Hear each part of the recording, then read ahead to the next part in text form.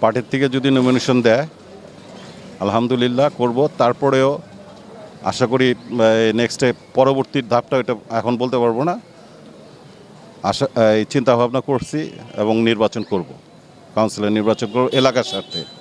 হ্যাঁ, ওয়ার্ডে কাজ করছি, রক্তদান কর্মসূচি করছি, দুস্থদের মাঝে খাদ্যদ্রব্য বিতরণ করছি। তারপরে এই এলাকার এই কাজটা যে কাজটা করছে এই কাজটা তদারকি করছে। আমি মসজিদ কমিটিতে আছে, মসজিদ কমিটির একজন সহসভাপতি। ইনশাল্লাহ এলাকার উন্নয়নের সাথে মোটামুটি জড়িত আছে। এই এলাকা তো অনেক সমস্যা কি বলবো, যেমন চাঁদাবাজি, সবচেয়ে বড় ব্যাপার হলো মাদকটা এলাকায় ছড়াই গেছে। মাদকের চেষ্টা করছি এই নিয়ন্ত্রণ করার জন্য, কিন্তু একা তো আর সম্ভব না।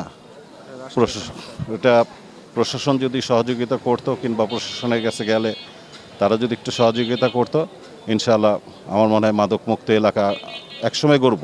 যদি নির্বাচিত হতে পারি, এলাকার জনসাধারণ যদি আমাকে নির্বাচিত করে, সেই হিসাবে আশা করি আমি এলাকার মাদক মুক্ত করব।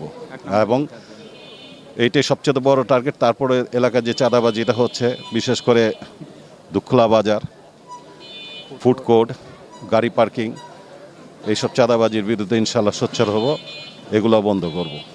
এলাকারবাসীর কাছে এটুকুই, তাদের কাছে দোয়া চাই। আর চিন্তা করছি এটাই, এবং সবাইকে বলছি যে এবার কিছু নতুন চিন্তা ভাবনা করেন আপনারা।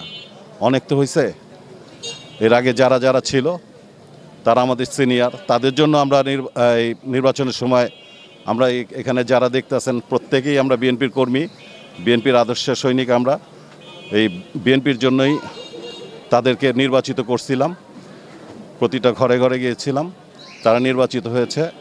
তারা আমাদের সিনিয়র বড় ভাই, এখন তাদের বয়স হয়ে গেছে।